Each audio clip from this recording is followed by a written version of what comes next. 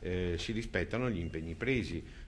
La terza corsia, che sembrava un anno fa ormai una chimera, come voi vedete, grazie al commissario, grazie alla nostra determinazione del Presidente Galan e del Presidente Tondo, i cantieri partono nei tempi certi. Per l'inizio del prossimo anno adesso vengono consegnati i cantieri, le ruspe le vediamo all'inizio del prossimo anno, in 3 anni e mezzo, 4 vengono completati. Quindi un'ulteriore opera nel nostro territorio che accompagna quelle che sono state le promesse, ma accompagna soprattutto quelle che sono le esigenze dei nostri concittadini, quello di potersi trasferire in maniera più veloce, senza code e in totale sicurezza. Su opere di questa natura gli ostacoli avvengono ogni giorno, e uno che sembrava un ostacolo, un settore, era quello degli espropri, ma anche lì con le organizzazioni del mondo agricolo Confartigianato, CIE e Coldiretti, si è stabilito un protocollo che è analogo a quello del passante, quindi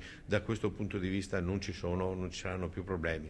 Poi ci sono i problemi quotidiani, quelli che si riscontrano nella quotidianità, ma qui funziona molto come noi abbiamo già visto sul passante, il modello commissario, una persona che è dedicata a risolvere i problemi senza dover stare lì ogni volta, andare a Roma a prendere le valigie. Li vengono risolti in loco.